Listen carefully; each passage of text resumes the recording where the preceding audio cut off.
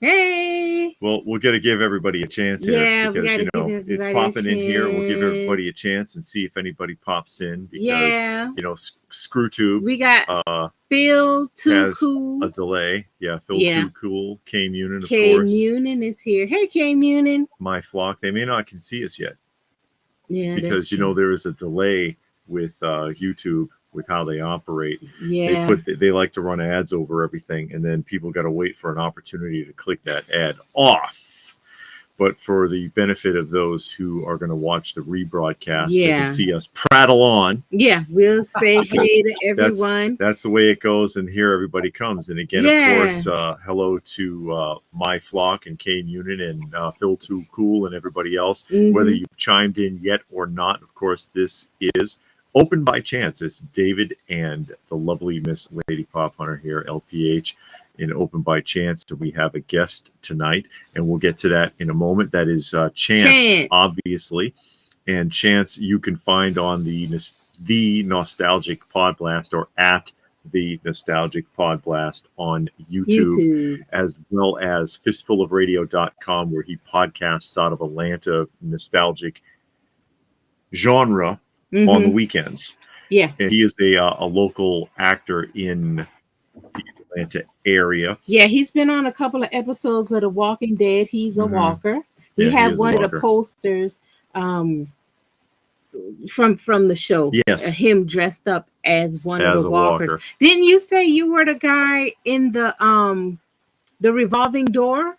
No. Yes. No. He was in the revolving door. I can't remember what season that was, but that's when the guy was. They were in the shopping mall or the store or whatever, and he left everybody, and they were trapped in the revolving door. Okay. Yeah, I can't remember what season. That was after the prison. It all kind of blurs together after a while. It does kind of. The show got really freaking weird, but it's it did get weird. It got weird. Yeah, after Rick left, it did get weird. Yeah, I got an idea. Let's take the star of the show and get rid of him. No, brilliant. Well, he said he wanted a break. Yeah, the actor, he wanted a break. He had some small kids and everything.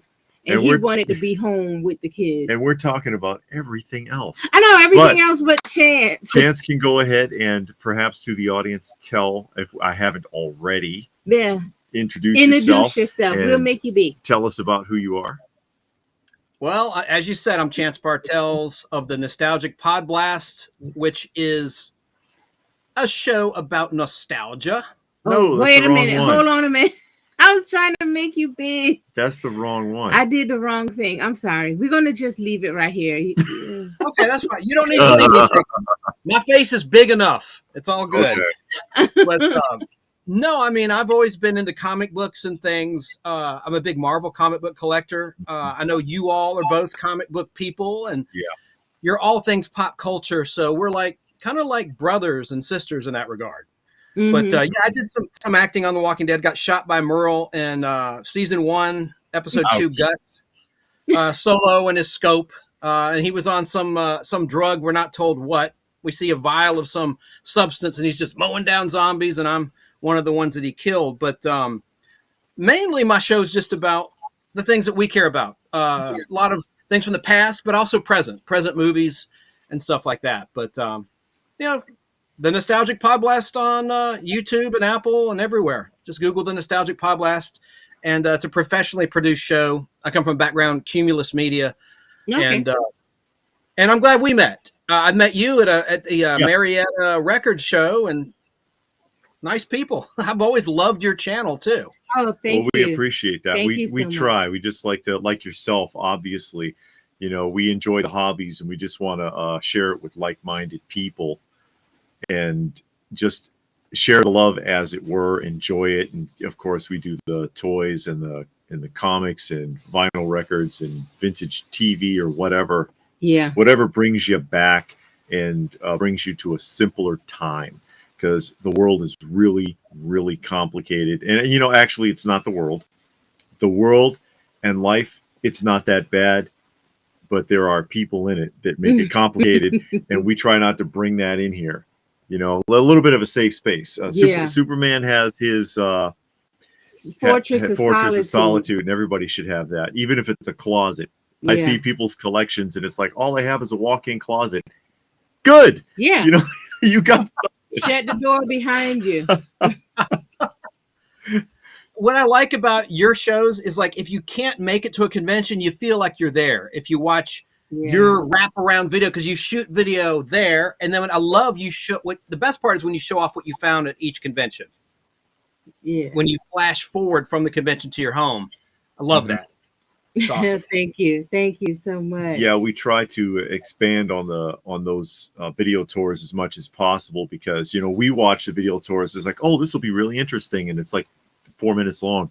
Like the one that got us was the Lunchbox Museum. The Lunchbox Museum in Georgia, and we looked for it, and every video we found, we didn't find anything longer than 8 minutes. Yeah, and we saw the one from CBS this morning. They went out there and they blew through it. I think it was probably like 10 minutes long. Yeah, and I was like, well, God, we went down there. I think our film's like an hour, because there's like 10,000 lunchboxes in there.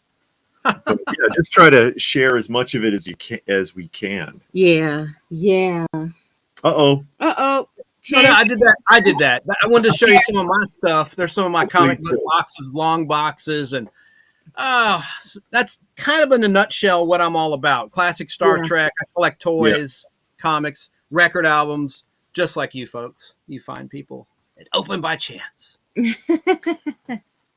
Well, we try. Yeah. But on the focus of tonight. Yeah, tonight we got a conversation. Because Chance, who has been a comic, when did you start with comics? Oh, back in 1982, April of 82 is when I started collecting each and every month. The Marvel titles specifically. Yeah. Okay. Which always seem to have been more popular, because when Marvel started to realize that little stamp of approval didn't mean as much, they started going in a different direction than DC. DC didn't start catching up till Vertigo titles. But because they stayed kind of silly. Quite frankly, and more for a younger audience, I suppose. So more people were into the Marvel, and I get that. But you were so invested with it, evidently, you tried out for a contest. Yes, this one's. I should have had it ready. Well, it was the Marvel tryout book. Yes, this is an oversized book. Chinese one more. Or you could audition basically to be hired by Marvel to be a penciler, inker, a colorist, a writer, whatever your expertise was. Look at that. Marvel wants you. And before that, I had a letter published in Incredible Hulk issue number 296. Yeah. Right here. My mom framed that when I was a little kid. I mean, I was 12 years old. I think it was a big deal. I have a copy of that letter here lined up. Oh, cool. Cool. So, yeah, I really wanted to get involved in the creative process. And sure. My folks got me a draft table like an architect, and I took art lessons and was really invested into the creative process. And there was a great book called How to Draw Comics the Marvel Way by John Buscema and Stan Lee. Featured a lot of John Buscema's artwork. It was a great resource for someone that's trying to self-teach themselves how to draw comics the way they're depicted in Marvel books. Sure. So, and one of the things I really liked was the official handbook to the Marvel Universe. And that was a limited series at first, alphabetical, and it would have a full-page shot of a Marvel character, and it would have all sorts of details like what their powers were, what their first appearance was, and this was before the internet. So it was just a go-to series. Ah, there's my letter right there. Yeah, there it is. My old address, yep. Marietta, Georgia, 4983, Odin's Way. And the side street was Thor's Rock. So whoever created that name in 1977, they must have been into Norse mythology or Thor. Possibly. But I'll leave that up for a moment in case anybody wants to read that. And that was that's your letter that they published. And what year was this? That would have been in, I'll tell you the exact date, 1980. Let me hang on, I have my notes here. It was published, all right, they hit comic shops on Tuesday, March 13th, 1984. Huh. That was the street date. And of course, the date on the cover was always 3 months ahead for circulation purposes. And that's the issue. That's your issue. Yes, sir. That's the issue my letter was published in. I was a big UFOs fan. I was talking about the UFOs who were introduced in Incredible Hulk issue number 254. I have a 9.8 CGC copy of that book right here. I've got a bunch of these, like 9.6s that are CGC. I just love the UFOs. It's not worth much, but I just love these characters. They're like the anti-Fantastic Four. There you go. Pull him up here real quick. There you go. There's a 9.8. And I think these characters are going to become a thing eventually in the MCU. And if they don't, then someone's asleep at the switch because it's just a shoe-in. They could have like a Superman 2 type deal in a future Fantastic Four movie. You know, the same powers as Superman, the same powers as the Fantastic Four, or similar powers. I like how instead of the Invisible Girl, you had Vapor, and they're evil. And the funny thing is I can totally see them doing this because Simon, the head of the UFOs, was like this industrialist who was trying to do better than NASA with space shuttle flights. And the thing is, they wanted power. He wanted it for the wrong reasons. He wanted to get infected or radiated by the cosmic rays that transformed the Fantastic Four to gain power, not to be a hero. And so, you know, it could be like an Elon Musk analogy. Look, I'm not saying I'm pro or against Elon. I'm just saying there's a lot of people that are against him. I don't know why. So it'd be a shoe-in to do an analogy of Elon. Anyway, I don't know. I digress. Well, if you read it, the guy is like an Elon Musk, the head of the UFOs. Anyway. Okay. Interesting.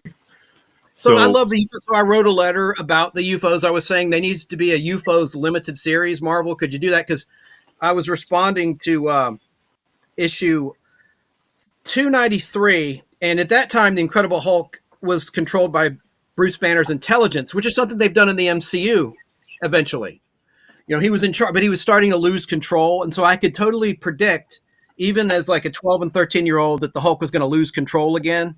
By issue 300, that's exactly what happened. And the Beast took over. The Incredible Hulk persona took over. Now, what's the significance here? Inside that book is an ad that encourages people like me to submit ideas for characters, and they claim you will be treated just like a Marvel employee, the same compensation as a Marvel employee. And golly, I think I have it in the background. I don't know if you have the image of the ad that's inside of that book. Let me see here. Is that it? That's it. That's it. Kind of looks like you there. Here, Spider-Man's handing Chance an opportunity. Sitting there with his bubblegum machine.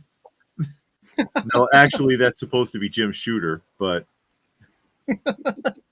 whom I met not too long ago, back in I think August of 2021 in Chattanooga, Tennessee, at a convention, and we talked about it. He says, "I told my guys not to do this." I have on tape. I talked with him in a Q&A about how, well, we'll get to it. An idea of mine, a character of mine, was basically stolen by someone at Marvel. Mark Gruenwald was credited as creating the character that I submitted. And Mark Gruenwald sadly died in 1996, by the way. And Paul Neary drew the artwork of my character, but it was the same colors, the same powers, the same everything. The only thing they changed was the name of the character. And it says, win a job at Marvel Comics. Writing, penciling, inking, lettering, or coloring a special issue of The Amazing Spider-Man. All you have to do is read a copy of the official Marvel Comics tryout book. Complete the section that spotlights your special talent.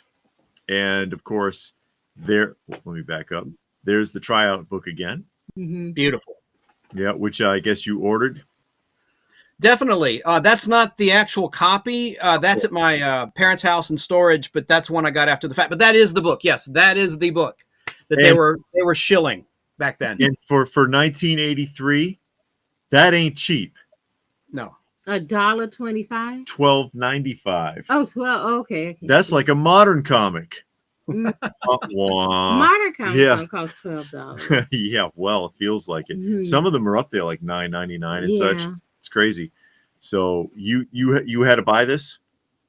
Yes, you did. If you wanted to enter, well, you could have submitted ideas and artwork even if you didn't, but they encourage you to buy that book because there's pages that needed to be completed in that book. I see. So you got the thing. Now what's this? Oh, Marvel Universe. That is the official handbook to the Marvel Universe I referenced earlier. Okay. Because the reason this is significant is when I submitted my idea, I did it in this style. That image of Spider-Man you just showed, that's an example of what. Are you guys familiar with the official handbook to the Marvel Universe? Yeah, I've seen it. Okay, this is how I submitted my idea. And I drew a full page drawing of my character, full color. And Like then this. to the right, I had typed out, I'd written out and typed out what the character can do. And I called my character Happy. He was a demented happy face. Okay. He had a yellow face and he had like a yellow and purple costume. And what he could do is he could drive people insane by staring at them. Okay. And my friend Danny Cochran, he thought it was a dumb idea. But in retrospect, as an adult, he says that was actually pretty brilliant because who would think of a character could drive someone crazy? That's the worst thing that could happen to somebody, to lose their sanity. And what was interesting is now they changed the name to Madcap. And the character first appeared. I don't want to steal your thunder. I know I sent you an image of the Captain American issue that first introduced Madcap. There it is. Yep. Issue 307. 307. Correct. And, you know, I remember getting that at the comic shop and thumbing through it. And I was like, oh my God, there's my character. At first I was excited. I was like, oh my God, there it is. And I thought they'd honored their promise. They said that full credit would be given to anyone that submits an idea that we like and that we publish and that we use. That wasn't the case with me. And like I said, at the time, you know, I submitted it when I was 13. I was a minor. They had already published my letter. So I had, in good faith, mailed things to Marvel thinking this is all up and up. And, you know, I submitted that full page, full color artwork of Happy. And all he had to do was stare at someone to drive him crazy. I know I'm repeating myself, but and a lot of my friends and family witnessed me creating this before I sent it in. And I have a copy of my artwork from back then. And you know what? I'm not the suing kind. You know, a lot of friends have said, listen, you know, stop talking about it unless you get an attorney. And I did talk with a copyright attorney some years ago, about 5 years ago or so. And I was informed that there is a statute of limitations. But since I was a minor at the time, he thinks this could be revisited. And that's a loophole to get this into court. If it so you do have hard copy.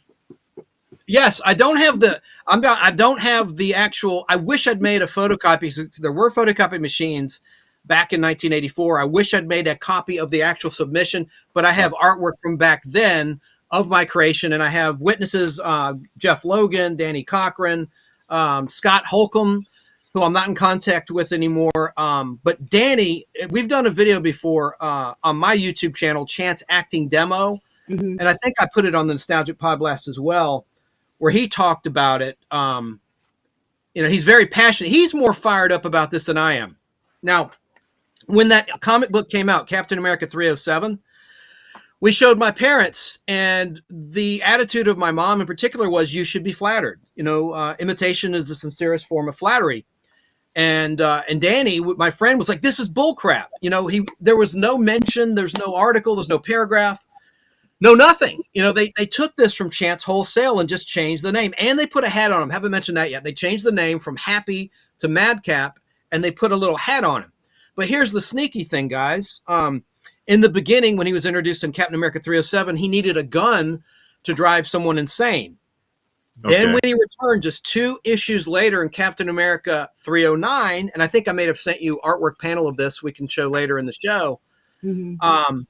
It was established in a very dramatic moment in Captain America issue 309 where the gun is broken and the victim of Madcap says, "Oh, you can't hurt me. Your gun's broken." And then he says, "Oh, the gun?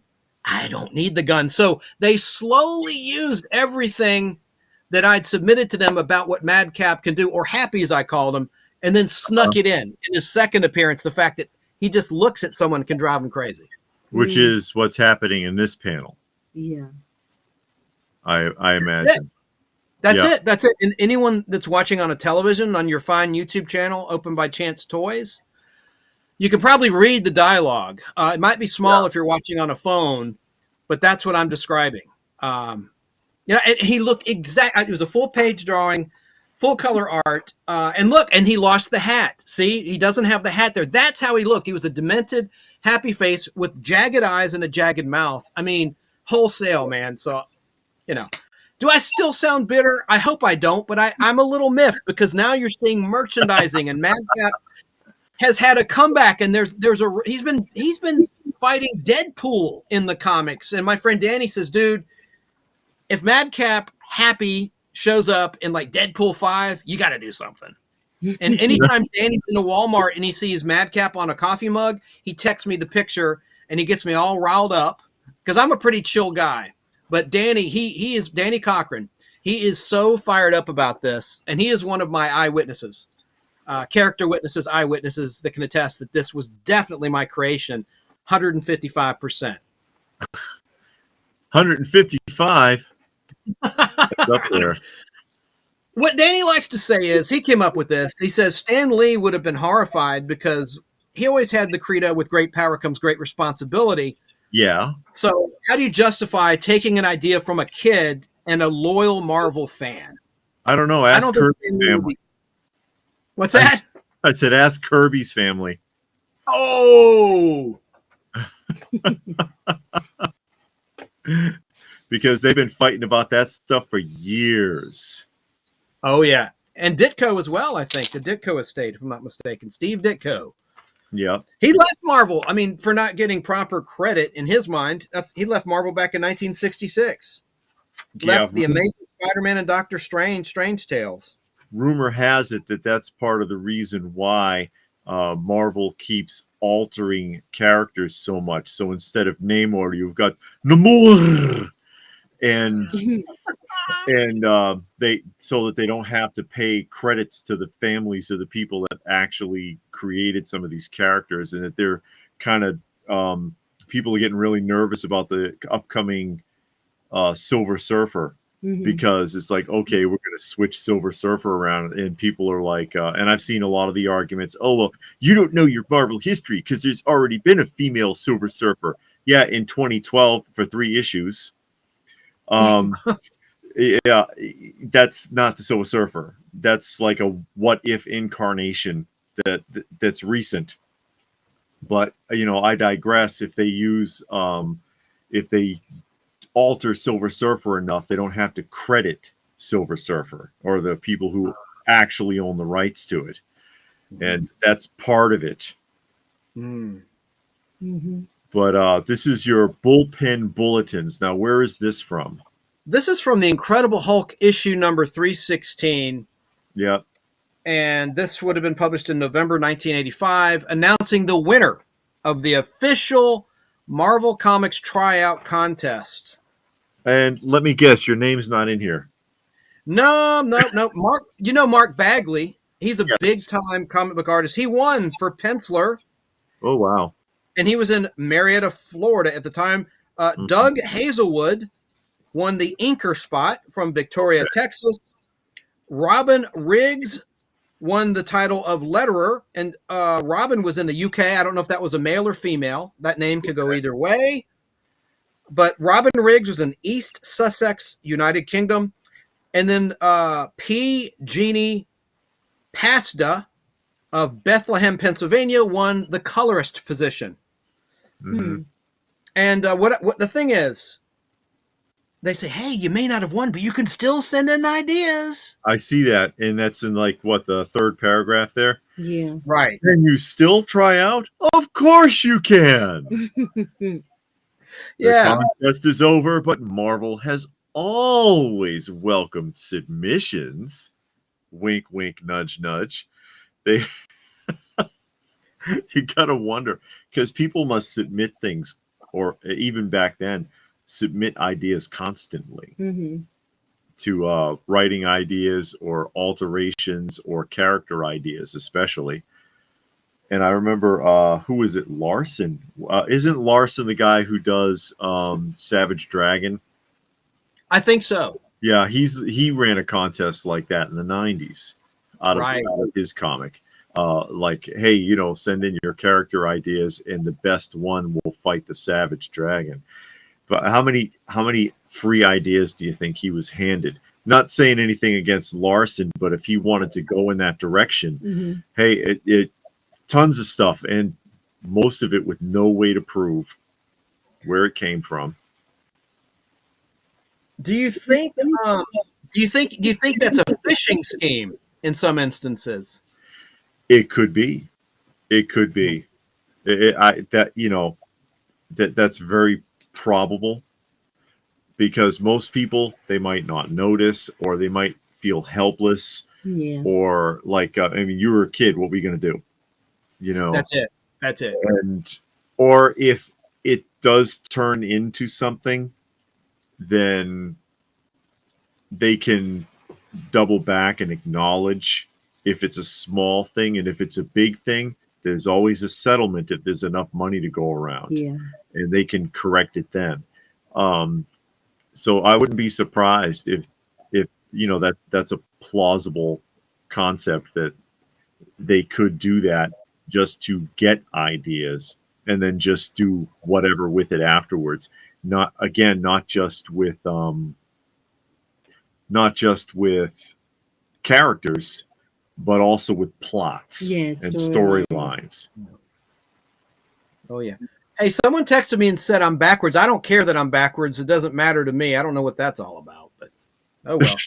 But getting back to the topic in this article that you have on the screen, Yes. Jim Shooter is the one who wrote that, who was in charge of Marvel, and he's a hell of a nice guy, I might add. But he also says the need for new talent remains, and the opportunities for creators are better than ever. You can still buy a copy of the official Marvel Comics Tryout Book 2.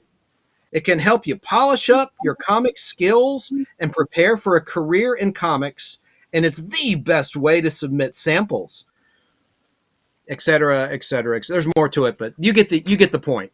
And it'll give us $13 minus commissions. I wonder how many of those they must have sold back in the day. I could just imagine. And somebody asked here, McNichol said, who's the character we are talking about? And of course, that character is Madcap. That is correct. And I'll put the image back up on here so that people can see what I'm talking about, or what we're talking about. That was Madcap that Chance here is talking about. Said, hey, man, they got me from Madcap. No, I am, this has happened before. There's even a rumor. Actually, I think it's been proven that Wolverine was created through a fan submission to FOOM, Friends of Old Marvel magazine. Oh, wow. I don't know if there's any validity to that or not. There's Madcap. There's my character. There he is. That is Madcap, and that is the character that Chance worked on for a submission for a Marvel contest in the 80s, and never heard anything about it again. And then one day, in an issue of Captain America, lo and behold, oh joy, there's my character. They changed his name, but that's him. That's him. And did I win? What happened? And thank you, Stone Sour. Thank you, Stone Sour. You made a donation to the channel. Always appreciated. Always appreciated. And that, I could see that too. I could see the flood of emotions where one moment you're all excited because you're like, I made it, especially when you're a kid. Yeah. You know, oh my God, I made it. I'm going to be somebody. I'm going somewhere. And then it starts, you know, the ship starts to sink. Right. As you realize, hey, wait a minute, you know, I didn't actually hear anything about this. And Hugo says same thing happened to them and their friend in 75, 76. They sent Marvel several character ideas with drawings, characters, powers, origin. They switched up names and changed colors. Interesting. And anybody we would recognize there, Hugo? And Tommy says the editor at the time says he created Wolverine now, which is what Chance was alluding to earlier there. But yeah, that's Madcap there, laying on the bed, looking inappropriate. I don't want to walk in and see that guy laying on the bed like that. I'm sorry. Oh no, that is creepy. Not. No, I could totally do with that. I think your cats could take them though. Oh, probably, yeah. And what else have we got here? Just another example. Just another example of what Madcap can do. Happy is what I originally named him. Just to I know I'm repeating myself. Anyone that's tuning in late, they just changed the name. We still have people coming in. Yeah. And Hugo emphasizes here. It says they designed and named characters Paladin, Jack Frost, Liberty Legion, 3D Man, all borrowed by Roy Thomas in 76. Unbelievable. And that's what we were just talking about, because Chance had suggested a little bit ago there that some of these contests could be phishing scams from these companies looking for ideas, looking for characters, plots, storylines, anything like that. The Marvel House of Ideas. Yeah, the Marvel House of Ideas. As if they don't have enough of their own. You know, I mean, you would think. You would think. Well, when you get creatively bankrupt, you don't have anything else. So you run out of ideas. So. What you see there is when I met Jim Shooter. He autographed Captain America 309. That's just a certificate of authenticity. I referenced this earlier. Anyone who's tuning in late, on August 14th, 2021, I spoke with the Jim Shooter about this matter and how Mark Gruenwald, who died in 1996, and Paul Neary are credited with the creation of my character. And he said, quote, and I have it on tape, I told them not to do that, unquote. That's on tape. And I should have sent you that audio. We could play it for your fabulous audience, but I have it. And I put it on my channel, The Nostalgic Pod Blast, and on Chance Acting Demo on YouTube as well. But to date, I've never contacted Paul Neary about this issue, and he's appeared in conventions, as you guys know, in the Atlanta, Georgia. There I am with Jim Shooter right there. Yes. And what's interesting about Jim, the rumor is, actually, I think it's been proven, he sold the rights to the Secret Wars to Disney for $10,000. That seems low. Oh, wow. Yeah. That seems low. Yeah. Considering the millions of dollars that'll be made when it's a motion picture.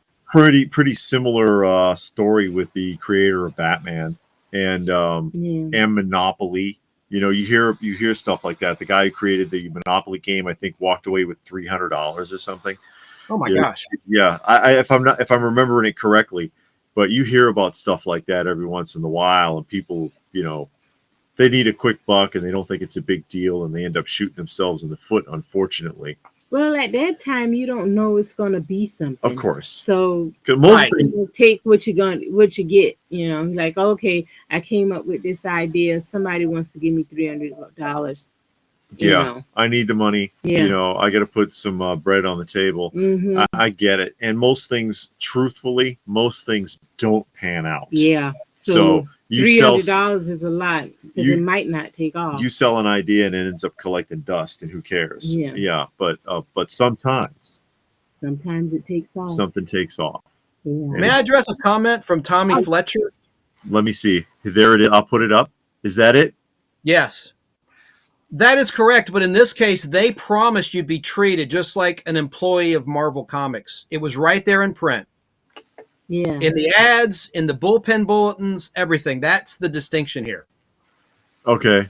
Yeah. And I'll, I will. I'll switch back to that. It's a contest photo here. Let me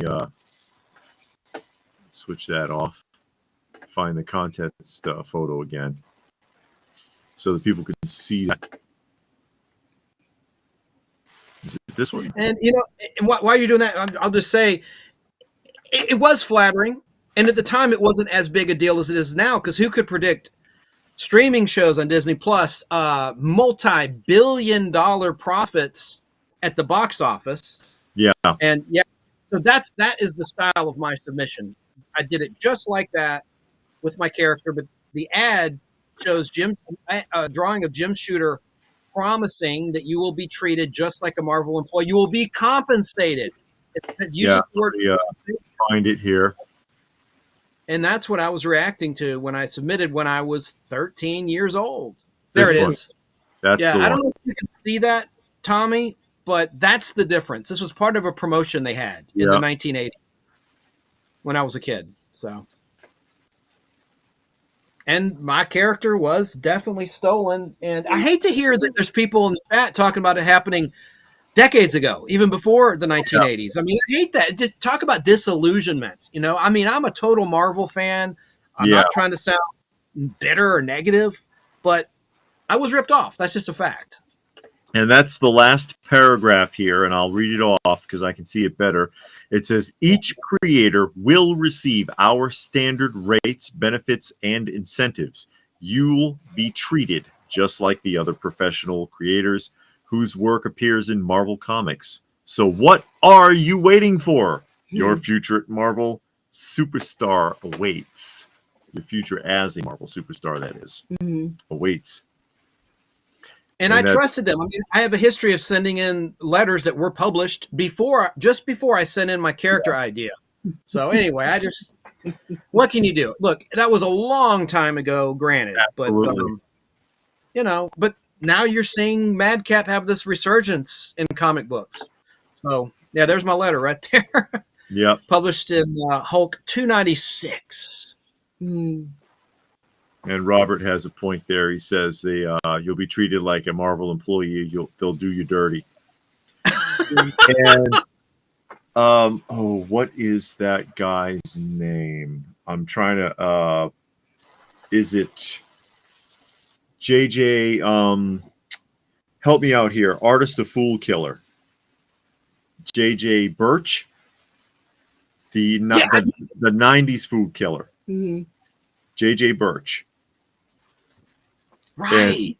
And, now I spoke to him when I used to run with Great Eastern Conventions in Massachusetts back in the early 90s. And I had a conversation with him, and he said, you have in the comic industry, this is before Image, okay? Before Image was a glint in the milkman's eye. He said, you have only really two choices in the comic industry, Marvel or DC, okay? DC is stupid and Marvel is evil. So you can be evil or you can be stupid. But the thing is, though, sometimes evil pays you better. Wow. That's what he said. And he just worked on the Fool Killer at the time. He was at the show signing copies of Fool Killer #1. And good luck finding a Birch autograph anywhere. You can't find those. But he was signed on for Great Eastern for free. Because back then, even McFarlane did not charge for an autograph. When McFarlane was at the show, he limited it to 2 signatures per person, but it was free. But yeah, that's what he said. DC is stupid and Marvel is evil. So you have to take your pick. And he was like, I'm working with Marvel because they just pay better. Wow. The merchandising aspect is what really chaps my ass, though. That's the thing. Because there's a lot of money there, man. It's like, dude, But now, to be fair, I probably shouldn't say this, or Lori would say, shut your mouth. But I got to be fair. Disney did not own Marvel in 1984 and 1985. True. They just didn't. That was Marvel Comics. So, Yeah, I don't know if I have anywhere to go with this or not, but I do think being a minor does at the time does give a pathway to revisit this one way or the other. But I'm grateful to find people like you letting me tell my story. You know, it helps like therapy. I can finally move on. I can get it off my chest. Yeah, therapy without the medication. Yeah. Here, I don't know what your problem is, but let me get my prescription pad out, and and we'll set you up with something. And you know, if you're still alive in a month, you let us know. I know I'm awful. I don't trust medicines. But again, that's your letter. That's one of your letters, I guess, that was published by Marvel. Yeah. Yes, sir. And your old That's address. the only one I had published. Because after that, I didn't want to send them a thing. After Madcap showed up, happy. I still collected the comics, still read them, still loved them, but was no longer going to submit creative ideas to that company after that. Yeah, and people are talking about that. Where was that? Somebody said that they do that to each other all over the place. Tommy, I believe it was. Big Box says DC kind of stole Spider-Man. They all steal it. And Tommy here says Marvel and DC have a long history of stealing characters from each other. Well, look at Swamp Thing and Man-Thing. Man-Thing, they're basically the same character. It's the same character almost, except one doesn't talk. Yeah. One is mindless and the other one isn't. Yeah, one doesn't speak. And Stone Sour made another donation to the channel. Thank you, Stone Sour. Kitty Fund. And take care of our shelter cats. Take all the help we can get. Very much appreciated. And you have Mr. Fantastic and Plastic Man. And of course, to your point, you know who came first, don't you? Of Swamp Thing and Man-Thing. Man-Thing. Yeah. Man-Thing was first by a few months, yeah.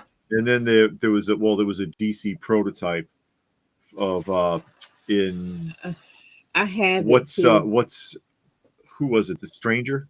Phantom Stranger issue had a prototype of it, but which really flies under the radar. That would be a good key pick that people aren't aware of. Yeah, it is that prototype appearance.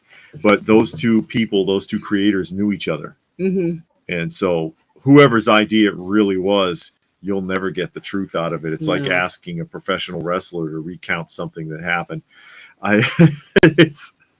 You never know if it's really the truth. You both are so knowledgeable about comic books. What is your opinion on Jack Kirby's return to Marvel in the 1970s and then Steve Ditko's return to Marvel in 1989 when he did Speedball and other things? I think, in my opinion, their artwork was kind of passé by then because you'd had Neil Adams come along and more advanced artist John Byrne.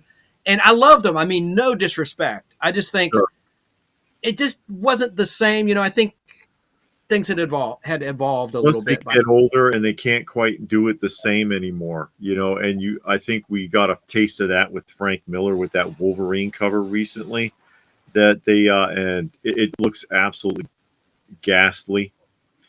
And not that he was that stellar of an artist to begin with, but it was a unique style. And, you looked at it and you were like, yeah, that's Frank Miller. And if you looked at this now, you couldn't tell that's Frank Miller if they didn't tell you. You don't know what that is. And it could be that he doesn't care. It could be that he's too old to do it right or whatever. Just like in all things, sometimes there's a point where you have to take a step back and just say, yeah, I have to admit I can't do this anymore. And that's hard for people. I know. Yeah, it can be hard for people. But again, if you are coming in late, I'm sorry, I don't mean to cut you off. If you're coming in late, this is Chance from the Nostalgic Pod Blast. He is an actor in the Atlanta area, and he has a show that he does on the weekends on fistfulofradio.com, podcasting out of Atlanta, and I believe also on Apple, that is nostalgia-based. He created the character Happy, who is actually Madcap. It was renamed to Madcap and reworked by Marvel Comics after a contest submission, and they essentially low-jacked his character. Absolutely. Just flipped it out from under him. But you had a point. Oh, I was just going to respond to the comment you put on the screen, agreeing with Hugo. You just put this on the screen a moment ago that Steve Ditko came back to Marvel in 1985, I think it was, to do ROM, Space Knight, the Parker Brothers toy. Do you guys have a ROM in your collection of toys? I no longer have a ROM. I used to. It's part of the collection that was stolen. God. But, yeah, you remember, you know that story. Yeah. Yes, sir. Because when I got it, dealers, you go to the toy shows, they had cases of those things. They couldn't get $10 for a ROM in the box. How much is it now? You know, it's crazy how things change. Yeah. But yeah, I had a couple of them in the box. Nice boxes too, but it is what it is. Yeah. Hugo says, I think with artists, it's bad eyesight and their heart is no longer in the work. Yeah. Burnout or unhappy, they never got the money they should have from toys, movies, and etc. That's possible. Or a combination thereof. And question for Chance. Yes. He says, who's your favorite DC and Marvel characters? David asks. All right. Well, in order of your question, Superman is my favorite DC character. Okay. And those guys got screwed over too, who created Superman, by the way. Talking about people that they finally, when Superman the movie came out, they finally got some recognition. Well, they had before that, but on the Marvel side, the Green Goblin. Hence, Angry Girlfriend variant. We won't go there. You were kind enough to invite me on to talk about that issue. But I've always been a fan of the Green Goblin. Right. Even though he's a villain, I love the Green Goblin. And I was going to say, and for those of you when who I went are to not aware, I just want to interject really quickly. For those of you who are watching who are not aware, this is the Chance from the Angry Girlfriend variant. And he has been on one of our live discussions before, and you can find it in our archive to hear the full story on that, because it's not what you think. It's completely in left field from the narrative that's been spun by the people that currently hold that comic book. Yeah, and we did an interview with him and did a full interview in length about what happened with that. So I guess David will put a link to that. I'll try to remember. Yeah. So that you can go back if you didn't see that, because it was a very interesting story. Yes. Of how that all went down with the Angry Girlfriend.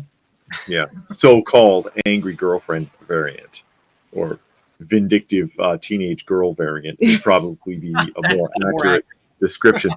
But you were making a point. You had just trailed off from the Green Goblin. Oh, I was just going to say, you guys are in Georgia as I am. And do you ever go to Six Flags? Well, I know you're from Boston originally, right, David? Yes. LPH, are you from Georgia? I'm from South Carolina. Okay. Well, I was just going to say, speaking of the Green Goblin, I was such a Green Goblin fan going way back that when I'd go on this ride called the Wheelie, it was a ride some of people that are old like me, Gen Xers, might remember in the Atlanta, Georgia area, or visited Six Flags. It would basically spin and spin and spin. And I'd pretend that I was going mad and transforming into the Green Goblin just as a kid, just for fun. Going, oh, God. Because if you've read the comic books, Norman Osborn, just like in the movie, the first movie from 2002, he's like a normal guy, but then he has the explosion and, there'll be episodes. Something will set him off where he'll become the Green Goblin personality. I don't know. I thought that was kind of interesting, that schizophrenic side to Norman Osborn. And he'd get amnesia. When he'd be cured, it was kind of like the Mummy in the old Adam West Batman, where you get hit on the head with an object and he didn't remember that he was King Tut. King Tut. Yeah, King Tut. I was going to say the King Tut, and even Adam Batman didn't believe it. I remember there was a couple of times it's like, "Where am I? Oh, not again!" And then and Adam West is like, yeah, okay," and it kind of alluding to that maybe he was faking it. I if you remember from later in the seasons, I think probably around the third appearance, because he was on more than any other villain. Mm-hmm. Really, he was on there a lot, but the way that Adam West approached that, like he wasn't quite buying it that time. That like, oh yeah, sure, amnesia again, okay. That's such a TV cliche. Everyone gets amnesia in old TV shows. There's always an amnesia episode. That show was brilliant, though, the way that they did it, because as silly as it is and pretending like it was serious. Yeah. And we're getting that vibe. I know we're trailing a little bit here. We're getting that vibe from the Linda Carter Wonder Woman that we're watching right now. because when I was a kid, and but now rewatching it again, I'm like, this reminds me of the '66 Batman because it's redonkulous, and they act like it's not. The rope keeps changing size. She takes off this string gold lasso and then climbs up the building, and the rope's like that thick, like you're in a high school gym, and or she's running. She's got to be somewhere, so she's gonna jog down the highway like this in high heels, and somehow she gets 100 miles away. It's just some of the stuff that they do in the show. It's like, oh my God, they can't expect us to take this seriously.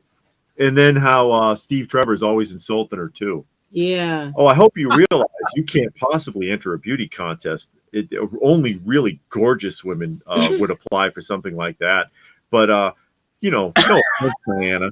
And it's like, are you serious? You just cut Diana down to size. And then he told her that she looked like Joan Crawford. Joan Crawford is not. You remember Joan Crawford? Pretty she is not an attractive woman at all. No wire hangers ever. Yeah. She was a very, very stern-looking woman. And then he was like, "Well, maybe around the ankles." Like, what does that mean? Wow. You know whose birthday it is today? I heard this on WBHF, BK on the air on the radio. Lyle Wagner's birthday is today. Steve Trevor. Oh, really? Is he still alive? In heaven. He's deceased. I should have said heavenly birthday. But so is that the episode you left off at? Beauty on Parade? Is that where you are at? When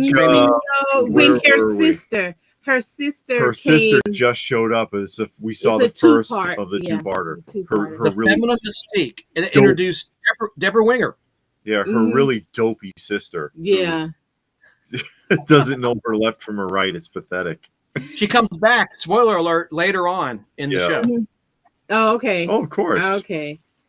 But just to change a little bit, because it's come up about that guy that was bullied and he committed suicide. What's his name? Somebody say his name. I forgot it already. It came up a couple of times. Pickard, Ed Pickard. Mm-hmm. Yeah, he died recently from bullying. And I've been watching some videos about it, and they were talking about how toxic the comic book community is and how people bully you because of your collecting style. If you grade your books, you don't grade. It's just like toys and action figures, but it does seem a little harsher. A little more drama filled in the comic community. Book. Yeah. I just wondered what your thoughts were about that, because it's been coming up, and I wanted to talk about that just a little bit and talk to the audience, and y'all chime in. If anybody has any questions, of course. Yeah. Or if you missed the beginning of this and you wanted to a recap real quick. Mm-hmm. Personally, I love the comic book community. I think it's very welcoming. I've never had any issue, that's just my opinion. I don't know. Well, Can I show you? Think more specifically, within so-called what's the reference for them? Gatekeepers? Content creators. Content creators. The YouTube influencers. Social influencers within the comic community. More so. Oh, now that's different. I think this is where the toxicity is coming from. Not necessarily the gang you run into at the comic show. Yeah. But okay. From that community. I should have clarified. That's where this happened. That's Ed Piskor. Yeah, Piskor. That's the name. That's where this happened. Yeah, he was bullied online, and I saw some video because I was like, because they said comic book creator bullied and committed suicide. So I watched some videos on it, and it was just like really weird, because it was like they just picked on this guy to the point that he just couldn't handle it no more, and cracked and committed suicide. So I was just wondering if you were following it and your thoughts on just how toxic, or have you, but you said that you never experienced that from the community. I did in one regard, though. When it came to the angry girlfriend variant, I got a lot of heat, from people were hearing one side of that story. and you know, and so yeah, I did experience, not to the point where I would commit suicide. My heart and soul and prayers to the family of the victim of that. But no, I haven't really followed it. I'm glad you brought it to my attention. I'm going to look into it and research that. But, yeah. Go ahead. I'm sorry, sir. What do you want to show? Hold on. Well, let me take this off, and then I'm going to make you big so we can see what you got What do you got there? Since we're talking about me creating Madcap back in 1984, here is a wall my mom painted. She's a pretty good artist, and she based it because people were talking about in chat John Romita Jr. and John Romita Sr. And this was right shortly after the Hobgoblin was introduced in the Amazing Spider-Man issue 238. And on my bedroom wall, my mom painted this wonderful little representation of the Green Goblin, my favorite character, the Hobgoblin, and then the Amazing Spider-Man. And that Spider-Man was used as a corner box image, but originally that was on the cover of a Spidey Super Stories book, the kiddie version of Spider-Man. Okay. So I just want to show that just to preserve it. That was at the house. My letter mentions 4983 Odin's Way. Yeah, so people don't be going there looking for a chance because you won't find it. That's a long time ago. Yeah. Yeah. And, Tommy down here emphasizes what happened. He says that they got his art show and contracts canceled, and other comic creators he thought were friends turned their back on him. Yeah, because he was a big time artist. He drew for the comics. You know, it wasn't like some little shade tree comic artist. Yeah, he was like a real deal. Yeah, he was working. Yeah, so some lies. Well, it was unfounded. They didn't say that that the story was true or not. But somebody on YouTube just ran with it, and then the person's video I saw, they showed like every day this person was putting out videos talking about him, about how he sent some messages to this underage girl, some inappropriate messages, and which apparently wasn't true. Yeah, well, they never. Yeah, it was never founded. Yeah, that it was true or not true. So, you know, it's just real sad that you know, you're trying to get yourself together or whatever. You're a collector and you want to collect your way, but then you got these people and they call them gatekeepers a lot of times. Or neckbeards. Yeah, that's the one I've heard. That just destroy you for the way that you choose to collect. I don't know. I just find it all ridiculous. Yeah, and you see, unfortunately, competition between a lot of the YouTube channels, both comic and toy. They let some of them, not everybody, but some of them, they like to create these feuds for attention, and it will get a lot of views. It will get a lot of views, and that's also part of the reason why we try to stay as drama free as possible. Yeah, because I don't want to get into a feud with anybody. I don't need the views that bad, you know.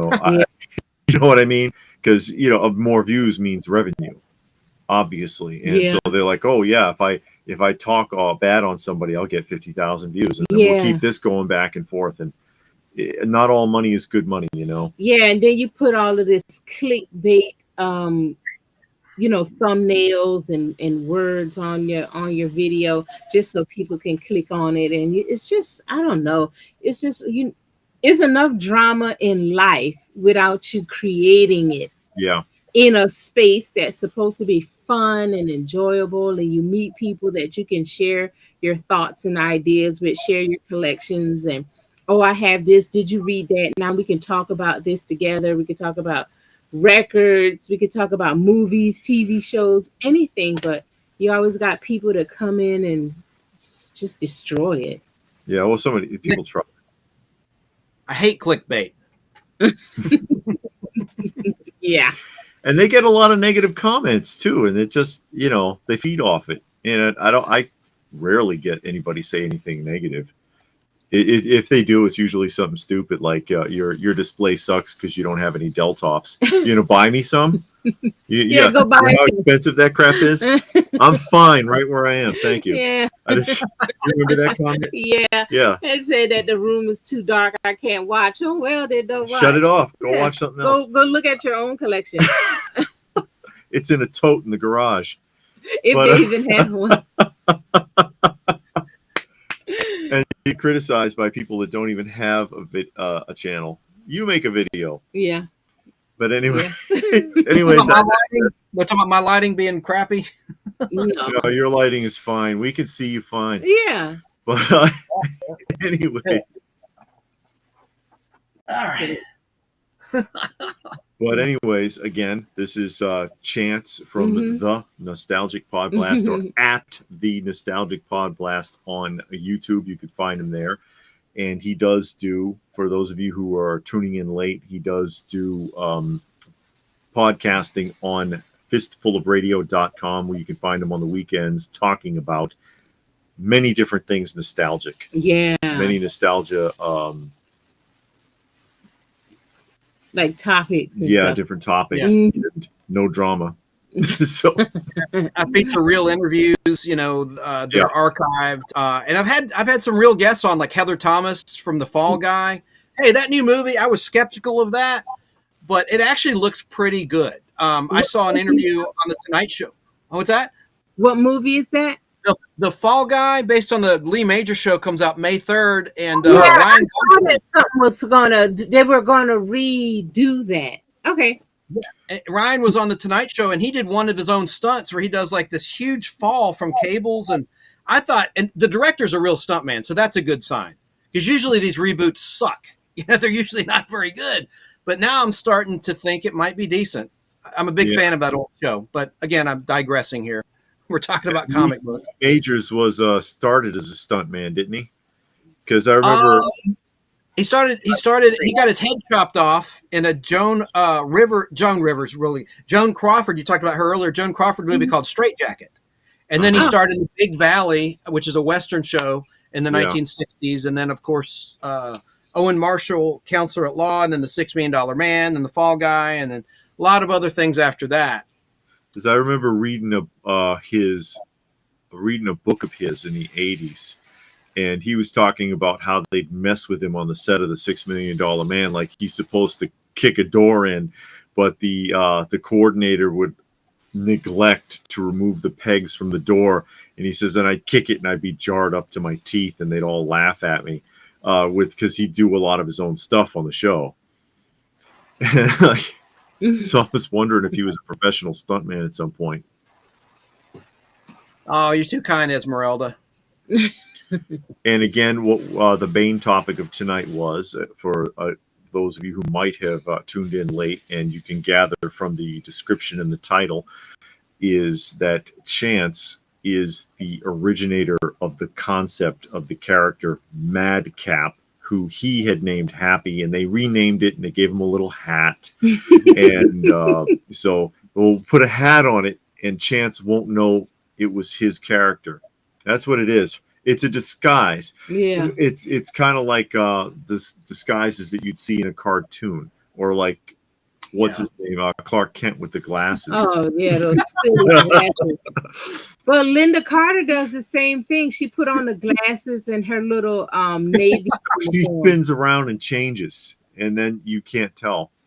Yeah, because now her hair's out and she don't have on the glasses anymore. Yeah. What did you think of the early episodes where she spun? It was so primitive, the effect before the explosion, just the clothes kind of disintegrate and disappear. It's she was holding it in her hand, and then she would go hang it up in the closet. Yeah, it was like the first 2 episodes, I think, and she would spin, and they just kind of phase the 2 images overlap, and then she would have it in her outfit, and she'd stick it in a drawer or something, and put it in the closet. Yeah, but stuff like that. You know what that makes me think of is The Tick.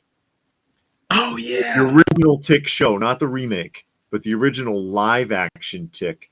When he was invited to join the Superheroes Legion, and the guy, he had his glasses off, and he's asking where's I can't remember the names of the characters, but he was like, where's Super so-and-so? And he was like, it's me. No, you're not. You're that guy. And he was like, no, look. And he put the glasses on. He goes, oh, there you are. where did your friend go?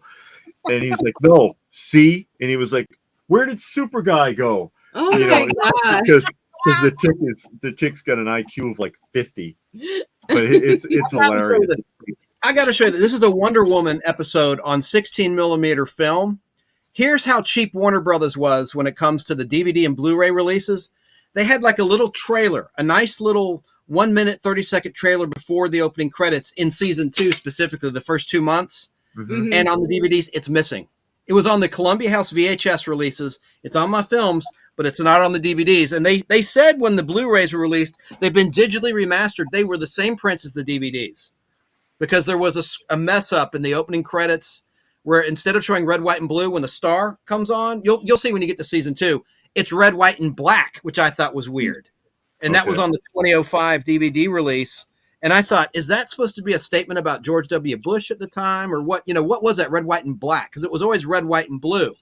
And on my film, it's blue. It was bizarre, really bizarre. But anyway, but my films are really neat and they have great color. And by the way, that Feminine Mystique you just watched, they also cut out, there was a great little trailer at the end of part 1. This is Linda Carter.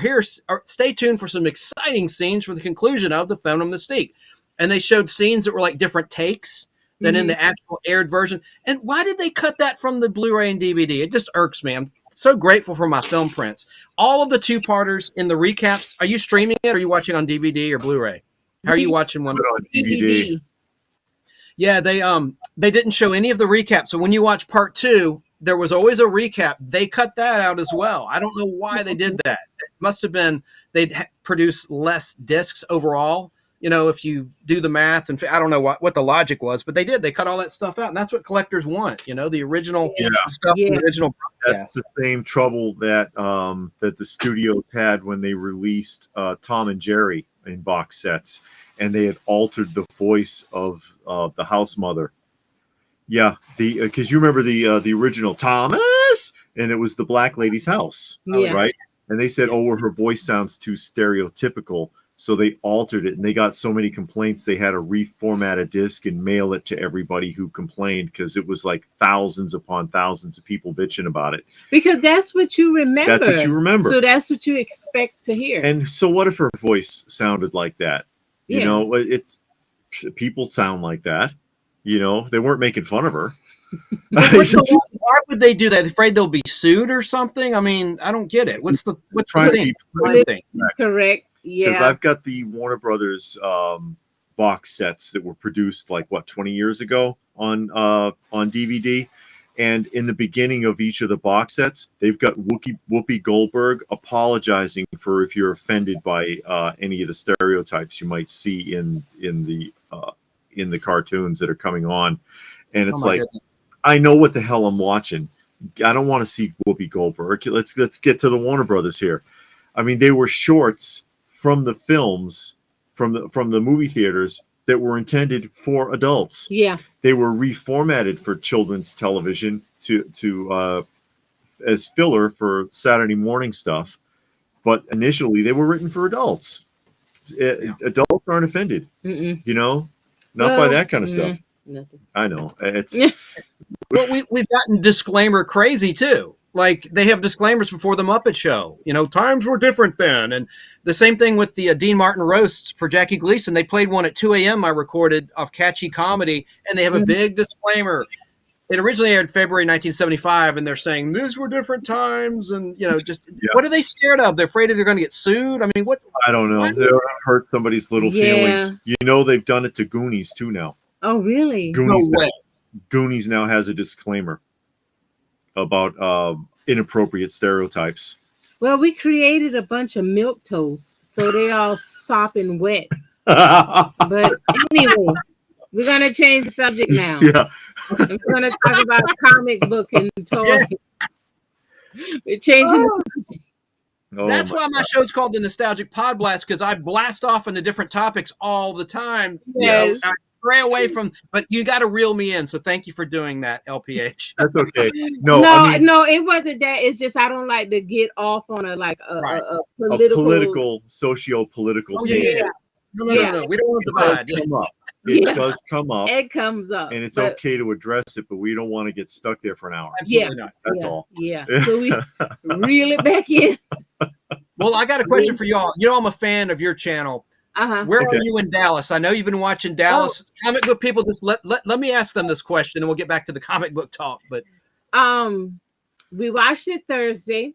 Pam and Bobby are divorced. They just went to court. They got their divorce. JR and the sister set it up so JR and Bobby went out for dinner, and JR hired those prostitutes. So one of them was all over Bobby when Pam and her new boyfriend came. So of course Pam was all upset about that. How can Bobby do that? He's forgotten me already. You've got a dude on your arm walking into a restaurant the day the divorce papers are signed. Yeah. And you're mad at Bobby for doing what you're doing. But he wasn't doing anything because JR set it up. And I'm like, she's such a hypocrite. She is a and I think of JR, because when the sister asked, why are you doing this? He says, I'll tell you what, I never liked that woman from the day she walked into my house. From day one, I have wanted her out of my family. Yeah. And I agree, because I've never liked Pam. She's a hypocrite in every situation. Yeah. And she's stepped around on Bobby a couple of times. Bobby's never done anything. I really like Bobby, and I hate how she's treating him. Are you referring to Mark? Are you referring to Mark, the suitor for Pam with the mustache? Mark? Oh yeah. Yeah, Mark. Yeah, she's with Mark right now. The guy from Rollerball. He was Jonathan's wingman from Rollerball, remember? Yeah. You talk about awkward. Have you guys seen The Blue Lagoon? You know Christopher Atkins? I haven't seen it in a long time. I've seen it, but it's been a long time. Well, there's about to be a very awkward, this is not too big a spoiler, an awkward romance between Sue Ellen and him, and he's much younger than Sue Ellen. Yeah. And JR goes ballistic. Okay. Yeah, he's the son's camp counselor or something. Oh god, it's so awkward. That's it's coming. It's played and everything. It's weird. Yeah, you can kind of smell that one on the horizon. Well, thanks for the Dallas update. I love that you're watching it once a week. In 2018, I watched all of them. I have them all on DVD, even the TNT revival. Oh. Yeah, I'm gonna watch that too. I'm gonna watch a little bit to see how it goes. There you go. Yeah. Because what we do, and a Chance, I'm sure you're familiar with this, but we'll clue a few of the other people in who might not be aware. We don't binge anything. We do it the way it was intended to be done, because we watch primarily vintage television shows. Like we're watching Knight Rider, we're watching the 90s Flash, Barry Allen Flash, which is fun. The Wonder Woman, Dallas, and it's one episode a week in a time slot, unless it's a cartoon. If it's like a half-hour cartoon, we might watch 2 episodes. Or a half-hour TV show. We'll watch 2 episodes. But one a week. It took us 2 years to finish Dukes of Hazzard. Oh yeah, 2 years. Well, I think it was, because it's 7 seasons. Yeah. And then if we miss a week, then you don't watch it that week. You watch it next week. Yeah. But you still only watch 1 episode. And that's pretty much how we like to do it. Because what we have found is when you binge watch, you miss a lot. You forget things. You don't know what you saw. I had a conversation with a guy, and I had mentioned this. We did a video talking about this before. Had a conversation with a guy who had just binge watched all 5 seasons of A-Team. And I was like, yeah, what did you think of the Easter egg in the beginning? And he was like, which Easter egg? And I was thinking the opening credits, the Easter egg from for Battlestar Galactica. And he was like, there's an Easter egg for Battlestar Galactica in the opening credits? And I was like, yeah. And he was like, there's a Dirk Benedict walks past the Cylon and freezes and turns around and looks. And then he was like, I must have seen the opening credits like 50 times. I don't remember that. Well, there you go. That's what happens when you binge watch. Mm-hmm. What's comment? What about Dean Cain and Terry Thatcher's New Adventures of Superman. That's a good show. Okay. Okay, we haven't watched it. We got to add that one. I'm pretty sure we can find that on streaming. Go ahead. Yeah, that has my favorite Perry White, Lane Smith. Great character actor. That's all I got to say about that. I thought he was awesome as Perry White. Okay. Okay. While I do binge watch certain shows, it's hard to really enjoy a show if you rush through it. Through it, that's right. Yeah. And the other one that we're doing also is Star Blazers. Star Blazers is good. Yeah, it's actually really, really surprising as an adult. You know, you miss it when you're a kid. And that's the thing. It's either really good or it really sucks when you go back and watch it as an adult. And this is on the really good side. It's well written. Yeah. The whole season is a story. The artwork is good. The voice acting is good. It's like, wow, this is really well put together. It's got good symphonic music to it. Yeah. You know, I want to find I know there's a vinyl record of the music from that show. Really? I want to find it. Yeah, it's impressive. And the Smurfs. Yeah, we're watching the Smurfs. And Bernstein Bears. The Berenstain Bears show. Yeah, we're watching that too. And Keeping Up Appearances. No, yeah, Keeping Up Appearances. That's right. Keeping Up Appearances is on Mondays. Is hilarious. Yeah, the way you're doing it is great, and you don't have to worry about summer reruns. At least you can bypass the 3 months of reruns. Even though you're watching in real time, you get to bypass the summer rerun. So that's good. So you still get ahead of the curve. Yeah. And then when one is over, we just add something else. You know, we just put something else in its place. At the end of it. Yeah.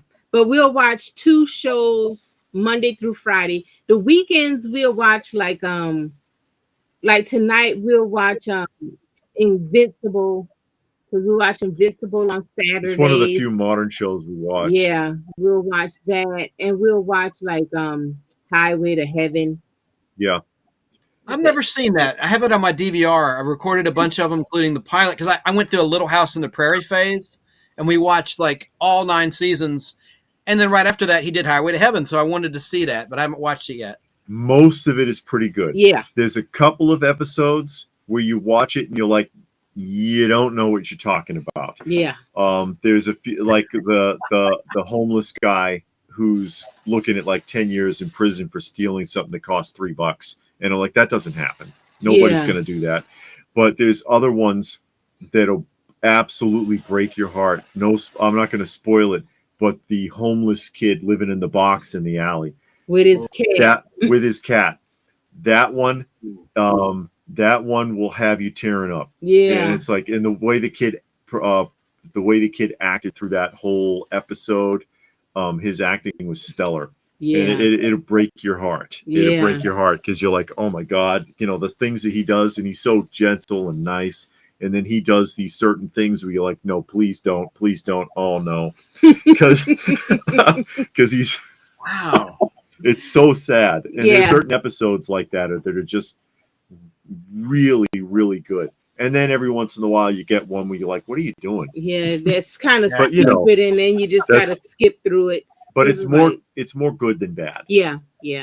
I don't know if X-Files is on the radar. I never really cared for X-Files. I never seen it. I didn't care for it because you got my logic is you got one person who believes in aliens and one person and not supernatural, and the other one believes in the supernatural and not aliens, but they both see it every week. Yeah. You think you'd figure it out. You know, that's what annoyed me about it. You've been through like 5 seasons of supernatural every week. You don't believe it, but you believe in aliens, and the other guy believes in aliens and not supernatural and sees that every week, and or you know, vice versa. And the two of them are supposed to be working together, and I'm like, that you'd think they'd have gotten on the same page by now. That used to bother me. I didn't like David Duchovny's acting. David Duchovny, I thought, was a horrible actor.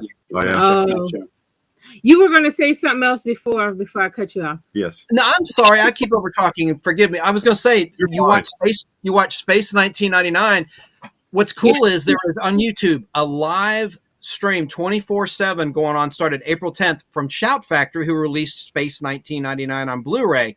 And it's a heck of a lot of fun, and there's a lot of chat and comments. I just wanted to put it out there because I'm a huge fan of that show. Sure. Yeah, Helen got on my nerves. She wanted what's the guy name? The main guy? Koenig.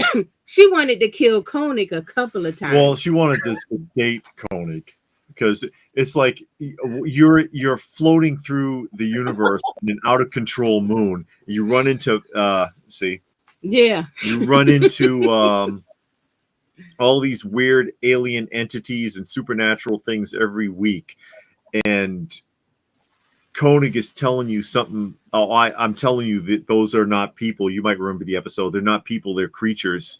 And oh no, there's something wrong with you. That's obviously Dr. So-and-so. Here, let me give you an injection. Yeah. Lady, how often do you have to go through this and you still don't trust this man? Yeah. I mean, I don't know. And we were watching Gunsmoke, but while my dad was here, he watched Gunsmoke literally all day long. It's all he watches. That's all he watches. Well, he was here for like... And then, he was here for like 4 months. And on Pluto, you had the Gunsmoke channel, and that's all he watched. Yeah. So then we got burned out with Gunsmoke. So we had to stop it. For a while. For a while. Take a break. Because it's 20 seasons. And we're all... I forget where we are, like on season 4 or something. I don't know where we are. You know, we'll get back. When he was here, oh my God. That's all. And then he was watching Beverly Hillbillies, and I couldn't do it. I was like, no, you got to watch something else. I can't do Beverly Hillbillies. That got on my nerves. But you know what I like about Beverly Hillbillies is the adjustment that they make to the theme, to the song. Because when they're doing something and the guy sings the narration of what they're like when they're marching down the street with the rifles, and I used to get a kick out of the narration. Well, Pluto TV has all the Beverly Hillbillies. MeTV actually skipped episodes they deemed were inappropriate, which really was annoying. I was watching them for the first time on MeTV, and they skipped, I think, about 7 or 8 episodes. Oh, wow. Going back to a key early episode in the first season. Anyway, we don't need to go there. Nobody cares but about Beverly Hillbillies, but that's a whole other topic. I'll talk about it on my show. Sorry. No, it's fine. You're fine, it's Chance. fine. We appreciate you. Now, The Prisoner, I do have saved to watch. It's on one of those. Disc. Okay, because I know it's on one of those streaming networks, and I got it saved. Gets real weird at the last episode, though. But it's it's an interesting psychological thriller. Yeah. Patrick McGowan. Oh, it's a great show. Hank likes it. That's okay, Hank. Renegade. I seen a couple of episodes of Renegade. I got mistaken for Lorenzo Lamas. I don't know how that happened. The Invaders. I love it. I've been telling you guys, you've got to see this show. You will love it. I think I know what you guys would like and what you wouldn't like, and it's a great show. But it's not streaming anywhere. It's on DVD. Okay. Oh, it's not streaming? Chance, are you familiar with Bradley's? You know what Bradley's was? I'm going to write it down. No, you won't find it. But Bradley's was a department store chain. Oh, yeah. I am familiar with it. Yeah. Like Kmart. They had like 135 stores on the East Coast. And I used to work for Bradley's for a while back in the early to mid 90s. And while I was there, while I was working, you know, and I have the red Bradley's vest on, and I've got the pricing gun and all that other stuff. And these 2 little old ladies shuffle up to me, and they're looking at each other. And I'm like, oh, you know, they're going to ask me where, you know, I don't know, where are the pillows? I don't know. Excuse me. Are you Lorenzo Lamas? Oh! And I'm like, yeah. And without missing a beat, okay, I go like this. Shh, we're filming. And then they're like, oh, and they're like, oh, sorry. And then they shuffled off down the aisle. You are bad. there were 2 other employees there, and it's like, I don't believe you just did that, and they bought that. Oh my Lord, that's hilarious. I got a card I'm trying to find from Greece. He was in Greece. That was like one of the first things Lorenzo Lamas did. And of course, nepotism. Yeah, he was in Greece. He was the jock. He was the jock that Sandy was dating to make Danny jealous. I didn't like Grease at all. You can't see the resemblance? No. They dyed his hair blonde. The day the Earth stood still. And I thought I thought at least the Bradley's vest would give me away, but you know. Oh, hold on a minute. That's Lorenzo Lamas in Greece. Oh, is it? They dyed his hair blonde. Yeah. Oh, you can't see him very good in that card, but there you go. Falcon Crest. Yeah, I only know the Falcon Crest. Yeah, he was in Falcon Crest. Yeah, The Day the Earth Stood Still was a good movie. Yeah, and Twilight Zone, one of the best television series ever done. Yeah. There's only one bad episode of the Twilight Zone. That was the very last episode. The one with the kids in the swimming pool. Yeah, where they go jump in the swimming pool and then they're in another dimension. That was stupid. But that's still better than any modern day TV show. Fantastic acting. Yeah. Excellent cinematography and excellent use of negative space with the black and white filming. Yeah. Excellent writing. Yeah. And topics.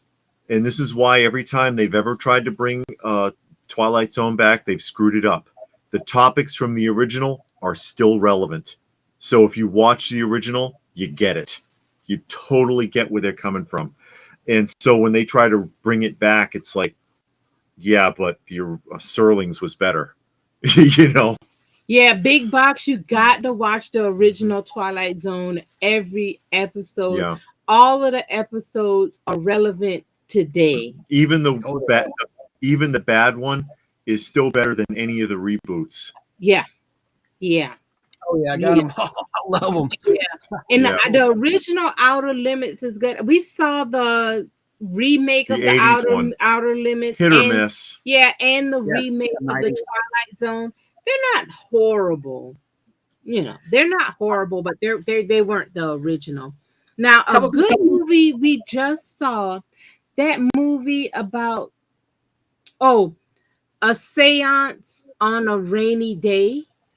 Yeah, that's the name of it. It's a seance on a rainy day. Yeah. Watch that movie. That was a good movie. If you watch on YouTube Newcastle After Dark, is a YouTube channel called Newcastle After Dark. They put out one movie a month. The movie for this month is Seance on a Rainy Day. It's a British film. Yeah, watch that film. Yeah. It is an excellent film. That movie was good. I mean, the whole time you are just sitting on the edge of your seat like, oh my God, what the hell are you doing? Yeah, you're crazy. You don't know who to cheer for. You're cheering for dude. You're like, come on, dude. Don't let her do that to you. Come on. And then you get to the end and you're like, oh, shoot. Yeah, I don't want to tell you this. I don't want to tell you what happened. It's got a big twist. So I'm not going to say anymore, but find that movie. If you can't, it's on YouTube right now. Yeah. Newcastle After Dark. Excellent movie. And Munin wants to know what I would have done if the ladies asked for an autograph. Oh, no. I would have let him off the hook. But I couldn't resist messing with them, and they went for it. Yeah. So it's like, okay. And now they probably went to their little quilting club and were like, we saw Lorenzo Lamas filming Bradley's. Chance, you were going to say something. Go ahead. That's so funny, David. I was going to say about Twilight Zone, if you see Poltergeist, there's an episode called Little Girl Lost of the Twilight Zone in season 3. It was the same plot as where the little girl goes through the wall. It's the same basic plot as Poltergeist. And I was going to ask, what did y'all think of the movie, Twilight Zone, the movie from '83? Did you ever see that one? Yeah, we saw it. It was okay. It wasn't memorable. I saw it, and I've seen it a couple of times. It wasn't that memorable. Mm-hmm. But after we went back and watched Twilight Zone recently, you see how many TV shows and movies has stolen the plot from Twilight Zone. And you watch a movie like, hey, episode. That's a episode of the Twilight Zone. That's the same plot of the Twilight Zone. So it's just crazy. Again and again and again. Oh yeah, all of these Louis people. Gossett, OJ just died recently. Carl Weathers died. Yeah, a lot of people just died recently. And Robert likes the paintings from. They just had a video on YouTube talking about what happened to the paintings from Night Gallery. Really? Yeah, it's a video out. It came out like within the last 2 days, talking about what happened to those paintings, because those were some really good paintings. Yeah, it was well done. Yeah. But did you know the last Twilight Zone in production order was the "Come Wander with Me" episode, where the lady's haunting the guy with the song? You remember the song "Come Wander with Me"? That's right. He was a musician. Correct. And he was trying to he wanted to do the song, and she was like, you can't do the song, because if you do, you'll be stuck there. Oh. Yeah. And William, that comment showed up. Yeah. I don't know why your comments don't hang up. I'm clicking through. Trying to catch up a little bit. Yeah. And showing as many as I can. And you knew you were in trouble anyway with the current or the most recent incarnation of Twilight Zone. They said it'll be so much better because they'll be using foul language. And I'm like, oh man, you don't need foul language to have a good storyline or good acting or good plot. You don't. Yeah. So that was a turn off right there. Yeah. Sort of a petition for HBO to put Tales from the Crypt. Yeah, Tales from the Crypt was really good. I liked it. On Max, I was so young. Is that on DVD? Tales from the Crypt. I'm not sure. It should be. I'm not sure. Everything else is. It just doesn't. Okay, I'm gonna try and catch up a little. Bit. The 80s one, 10 watchable. Profile in Silver and Once in Future King. One's about JFK. And the other Elvis. What are we twist endings? Movies. Suggesting movies. Films. And again, we had interviewed Chance tonight talking about his character that was evidently misappropriated by Marvel Studios back in the 80s. And if you missed that, of course, this will be saved on YouTube, so you can go back and take a look at whatever you may have missed earlier in the discussion. He had created a character called Happy in the early to mid 80s during a contest that was reformatted into Madcap. Very loosely reformatted, because all they really did was give him a hat and change his name. He had a pistol for a heartbeat, but evidently the pistol didn't actually do anything. It was just a gimmick to the character, and he never received even credit. Never received even credit for it. I had Tales from. Okay, so it is on DVD. Okay. Yeah, I want to try and get that one, because I've looked for it on streaming networks, and I can never find it. 80s Twilight Zone series had 2 episodes. Okay, I think we're all caught up. So now we can continue on without talk. Yeah. Hey, that lady on the screen, she's the one that told me about the Space 1999 marathon on My Flock. Yeah, My Flock. So thank you, My Flock. I think she's in Southern California. Her name's Sarah. Really nice lady. Okay. Hey, Sarah. And somebody wanted to know if you have that's the Enterprise. Yeah, it looks like the NCC 1701 sitting back there. Yeah, it's a model I made when I was 16, and here's a sealed one. It's this kit. I know it's backwards, but you can still. There you go. And here's my model I made of the Enterprise. When I was 16 years of age. It's pretty nice, I tried to do the nacelles correctly, and there you go. It is the Enterprise. Good eye. And I have oh, there goes Lou Gossett Jr. There's an eagle, Dinky Eagle. I have no collection like you guys have. You have the best toy collection, but There's the Romulan bird of prey model I made as well. The original Romulan bird of prey. Yeah, from the classic Trek. But yeah. Oh, and speaking of that nice man who mentioned Lou Gossett Jr., I met him in 2007 at Dragon Con. Great guy. What a talent. And he'll be missed. And he was in The Invaders, by the way, in 1967. One of the first things he did. What's that airplane? Iron Eagle. He was in the Iron Eagle films. Yeah. There you go. Yeah. And there you go. Reston not only was MTV free in 24 hours, they actually played music videos. Yeah. So did VH1. Yeah. BET played videos. They played a lot of videos. They also had some talking, but those channels were video channels. Now they play all reality TV. So it's like, how can VH1 still be video music channel when all you play is reality shows? And the same with MTV, music TV, when all you play is reality shows. Hey, Patrick, how are you? Yeah, Patrick's late to the game. How you doing, Patrick? Yeah. Because you can't trust any reality shows. It's all staged, guys. Yeah. Don't fool yourselves. Yeah. That's what it is. Yeah. Thanks, Esmeralda. Yeah, but it's a lot of good shows out there. It was something else that we saw, and I wanted to make sure I mentioned to let everybody know. But definitely the one, a seance on a rainy afternoon is a must watch. If y'all can find that, watch it. And I can't remember the other one. I think it's a TV show that we've been watching, or a movie that we watched recently, but I can't remember it now. But when we see something that's really good, I'm gonna try to remember. So when we come on the live stream, I can let y'all know.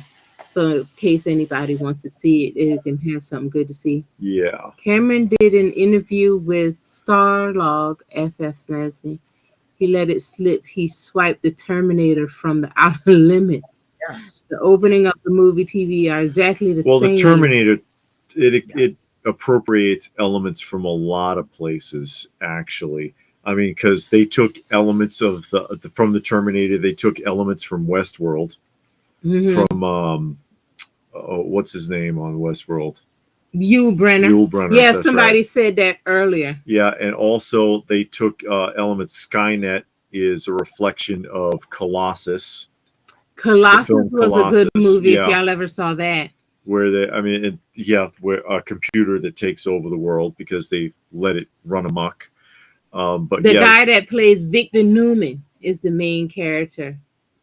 Yeah, and so they borrowed elements from a lot of places, but they put it together well, because especially the first two films in particular are classic now. Yeah. The other stuff, the first two are the best in my opinion. Go ahead, Chance. That Outer Limits episode he's referring to is Soldier, written by Harlan Ellison, season 2 of the Outer Limits. And Michael Ansara played the soldier from the future, and he was married to Barbara Eden from I Dream of Jeannie at the time. They had one child together, and he sadly died of a drug overdose, her only child. She's still alive in her 90s. God bless her, Barbara Eden. Didn't he have like a synthetic hand? No, that's Demon with the glass hand. Robert Culp played that character. That's right. Had Arlene Martell in it, who later played T'Pring in Star Trek, Spock's wife. In that classic episode of Mock Time season. She did not want to be married to Spock. She was Spock's fiancée. Yes. She wanted Strawn, and Strawn wanted her. Yeah. Yeah. Lawrence Fontaine played Strawn. Yep. Or so they thought. Yeah, I remember MTV started reality show with what was the name of that show that they had with those college teenagers? Something Life. I can't, because I never watched it. I thought it was like the first reality show. Yeah, I thought it was garbage. I didn't really want to pay attention to it. I cannot think of the name of the show right now. But yeah, they messed it up. And Real World? You talking about Real World? Yeah. It was Real World. Yep, that's what it was. And then that took off, and it just spawned reality Well, it's TV cheaper because you Yeah. don't even have to. I mean, all you have to do is set up a plot. There's no script, Yeah. so it's a plot. You act like this, you act like this, and we'll just film it. And here's your reality show. It's not real. Yeah. It's like these judge shows. The only real judge show was Judge Wapner. Every other show since then is scripted. If you're watching, if you're paying attention when they're blurbing through the credits at the end, you'll catch where it says that that what you just watched is based on a real trial, and this has been a reenactment. So the judge, the audience, the people, the plaintiff, everybody are actors. Yeah. It's a reenactment. It's not actually court TV. And people, most people have no clue. And guys, what gets me is like with Judge Judy, the show plays for the judgment. So the money doesn't come out of the loser's pocket. The show pays for it. Yeah. I don't know. It's just reality TV is taking over, and it's just so lazy. And I have seen a few, and they can get addictive. You go get your hair done, and that's all they watch, and it does get addictive. You sit there and you're like, oh, what's gonna happen next? What's gonna happen next? But it is lazy though. It's very lazy. It's no creativity involved. And I always say it, we're just a creatively bankrupt society. In our music, TV shows, movies, just toys, comics, anything, just creatively bankrupt. Well, you guys said it best. You talked about how the covers of comic books don't have captions anymore, no thought balloons, no, like, what did you say, LPH? It doesn't give you a reason, LPH. There's no reason to buy the book anymore. It's just, it might look great, but some of them have well done art. Yeah, we did a whole video on that in a discussion a while back. Some of them have nice artwork, but there's the old covers. The layout told a story. Yeah. To try to draw you into the book, and these covers nowadays, they don't tell a story, or they're a homage. They're a homage, or they're a portrait cover, and so it's like, where's the appeal? I don't know. Nothing about the book makes you want to read it or want to know what's going on here. But those older books made you say, man, I want to read and see what's going on. Why is this character here? What are they talking about? Lady comes up tonight. We haven't said lazy that many times, have we? Aren't we considered reality TV? I don't know. I'm not getting paid, so I want to check. Where's my money? It's a magic lasso. Yeah, Warrior Smurf. There you are. But you see a lot of that nowadays. Or I was and of course Chance is an actor, and I almost was, because I was on the selection group for what is that one? With John Cena. Yeah, John Cena's reality show. The workout show. No, it wasn't a workout. True Grit. True Grit. Yeah. Season 2. But then, when we were in the talks, when they called me, because I'm like, oh yeah, obstacle courses, I'll do that, but that's not what they wanted. No, that is not what they wanted. They wanted a lot of drama and bullshit is what they wanted. Yeah. And they had a script. Even though they claimed that they want to present themselves as being more genuine in season 2. No. There's nothing genuine about it.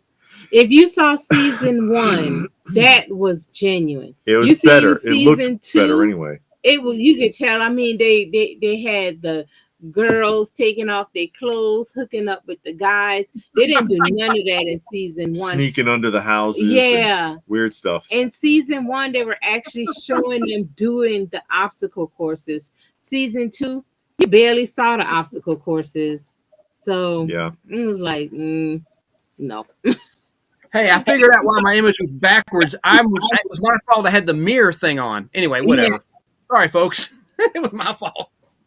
Did you see the new Walking Dead with Michonne and Rick? Not yet. We saw the first episode because the first episode was free, and I thought it was really good. I thought it was good. It explained a lot about what happened to Rick when Rick disappeared. It really explained that well, because I was feeling kind of bad about that. I was feeling some kind of way because that wasn't his character that they built all those years for him to just disappear and not come back.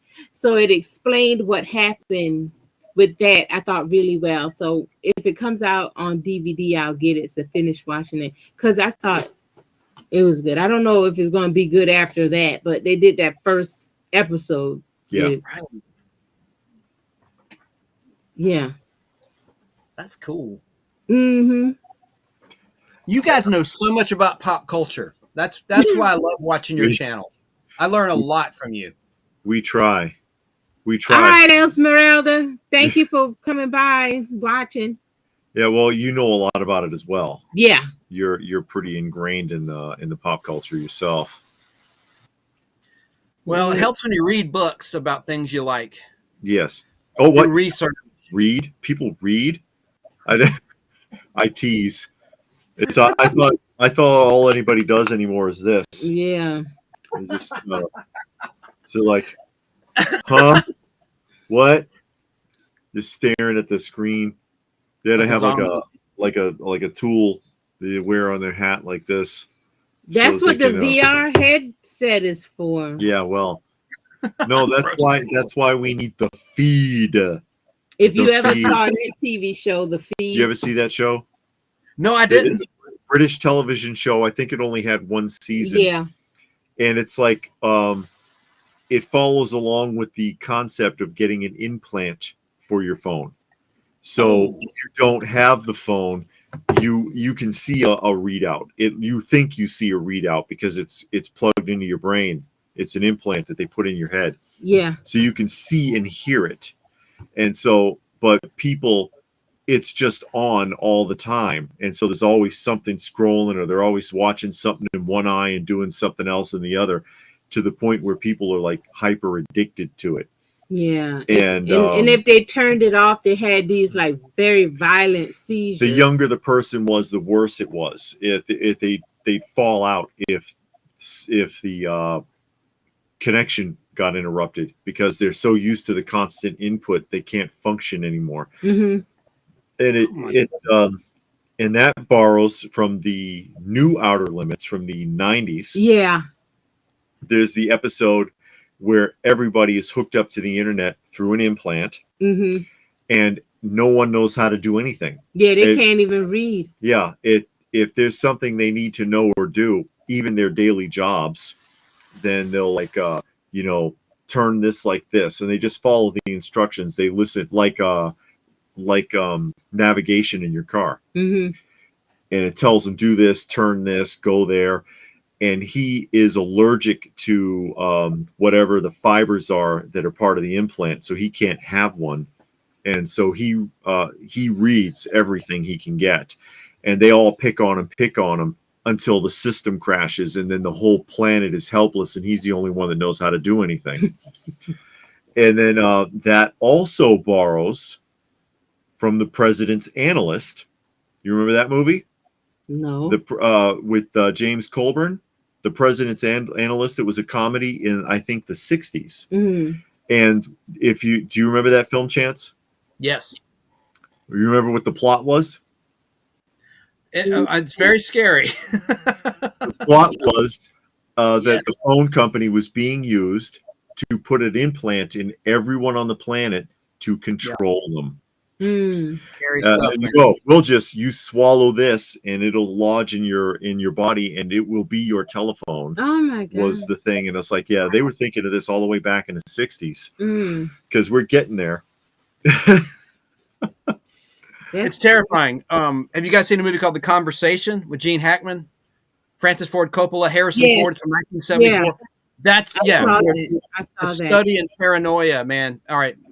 You know what I'm saying then. Oh, that's right. Yeah. I remember that one. He ended up tearing the floorboards out, right? Yeah. Yeah. I remember that now. It reminds me of the Space 1999 with Kano getting a computer put in the back of his head in season 1. Remember Guardian of Piri? Oh, well, nobody knows what I'm talking about, but it's kind of like a pre-Matrix plot. Yes. Mm-hmm. And all of that, no, not In Like Flint, but... That's a good series, yeah, the In Like Flint 2 movies, yeah, James Coburn. James Coburn got around. He was in wasn't he in the Magnificent Seven? I think so. I think he was. He was the knife thrower, right? Yeah. Yeah. He was in the Fall Guy pilot too as himself in the very first Fall Guy episode. Yeah, he got around for a while. James Coburn was popular. But there we go. And that is our guest here, Chance, who, again, the main plot of tonight, or the main discussion of tonight, was that Chance did have a character that he invented himself when he was a wee lad. Yep. That he submitted to Marvel in good faith, and Marvel evidently misappropriated, and that would be the character Madcap. Yep. And all based on this, now you can see it the right way up, because I was backwards. It's back in the tape, folks. The Marvel tryout book was the catalyst for me submitting a character idea to Marvel back in the 1980s. Yes. Early mid 1980s. Sorry. If you were late to the game, you can go ahead and watch this on the recap, because this will be saved on YouTube. I don't think they're going to blow me up tonight, because sometimes YouTube gets weird and they do stuff to you as a so-called content creator. Yeah. That's their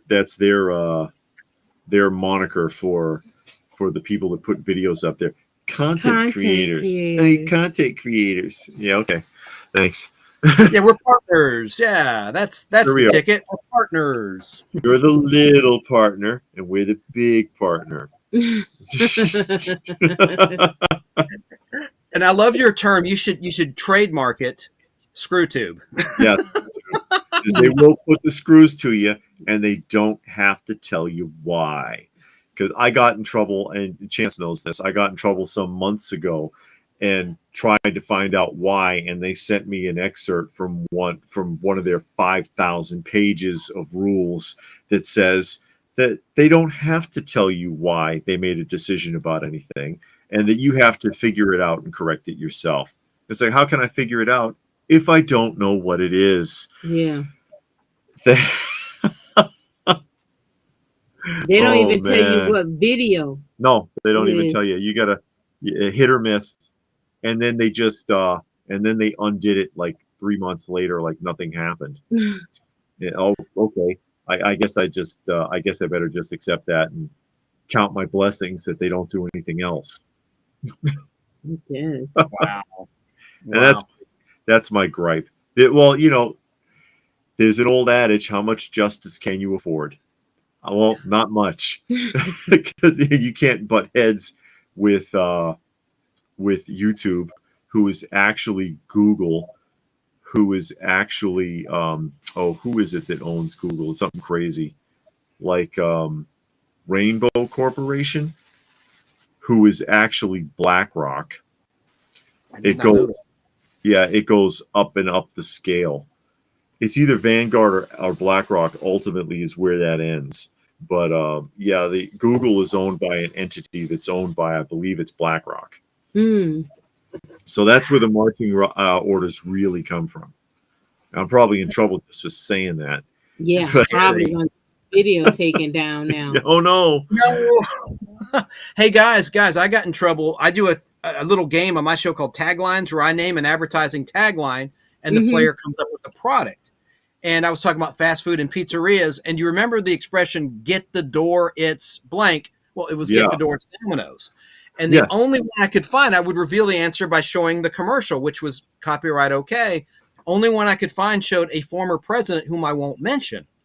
Oh. And just the audio of that guy's voice, it didn't get me taken down, didn't get me flagged, but they've taken views away. I've noticed, like I'll go to bed and then I'll see the number, take a screenshot, and I wake up and it'll be like 50 less views. I'm like, what's going on here? And think it's because they're trying to suppress it because I featured a former president in a Domino's ad. Oh, well. And Hank, you'll have a good time because Chance videos go on for 5-6 hours. I'm trying to get better about that. Who has the time? I'll watch some.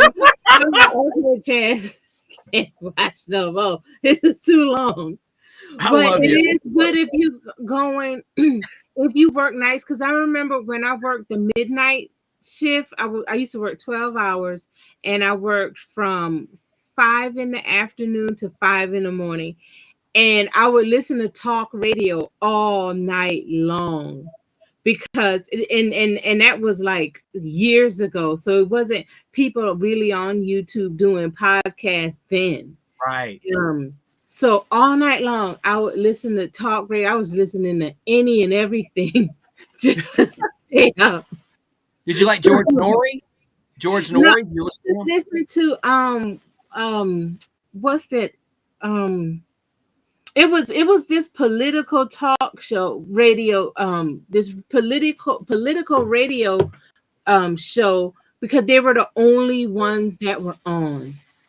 And it was called Red Eye Radio. That's it. Yeah, they would come on like 1 o'clock in the morning for truck drivers. They would come on, and they stayed on from like 1 o'clock in the morning to like 5. So I listened to them, and then it was this Christian station that came on from 11 to 1. 11 at night to 1 in the morning. Then I would switch to Red Eye Radio because that was the only thing that were on. So Hank, you're gonna have a good time listening while you're driving your work. I used to listen so sweet. Thank you. Larry Glick. Late in the evening, Larry Glick, because he was broadcasting out of Massachusetts. But no, it's Alphabet Incorporated. Yeah, Alphabet. No, because YouTube is Google, is Alphabet Incorporated, is 26 Holdings Group, is then, I believe, an affiliate of BlackRock. Wow. So it did Jay-Z chains up through all of these like companies that own each other. It's weird. My flock said she screamed for 20 hours for 3 months. Good Lord, how do you stay up? What do you that long? After a while, you got to be like, you must be just reading. That's like a filibuster. Yeah. Quick question: how high can filled short boxes of? I wouldn't stack it no more than about 3 high. Yeah, it shouldn't be more than 3 Chance. Yeah. Ooh, these are long boxes. To the ceiling. Long boxes are worse. They're stacked up 5 deep. Oh, behind me, these aren't stacked. They're on shelving. There is shelving behind me, so these are the ones on the side are stacked. So I got to do something about that, but they're not dipping. They're not affecting the books. I'm real careful, but that's a good point. Good trivia question, William. Yeah. So there we go. But with that, because it is it's almost 9 p.m. where we are, so we've been running for about 2 hours. We will go ahead and start wrapping things up. Yeah. So thanks again to our guest for joining us here this evening. Second time Chance has been on, discussing again the loss of his character Happy, aka Madcap, and we'll see where that ends up, because there's always the possibility that they could do something theatrical with Madcap. You never know. Yeah. Or an action figure or something. If they make an action figure of Madcap, are you going to get it? I think they already have a Funko Pop. Oh, really? Madcap? Yeah. I think they do. I've never seen it. That somebody told me that. I don't know if they were being, if they knew what they were talking about, but that's what I was told. That's what I was told. Wow. But with that, we will go ahead and start signing off. Thank you, everybody who was able to join us here this evening. Hope you enjoyed that. Hope you got something out of the conversation. And thanks to you both for having me on. I want to say it was really nice. I appreciate you reaching out, and for both times. You're good people, and I'm a huge fan of your channel. Keep up the great work. And please do check out Chance's channel and check out his podcast if you get the chance. You may find something you like there. Yep. And with that, I'll say thank you again to everybody, and we'll catch you again.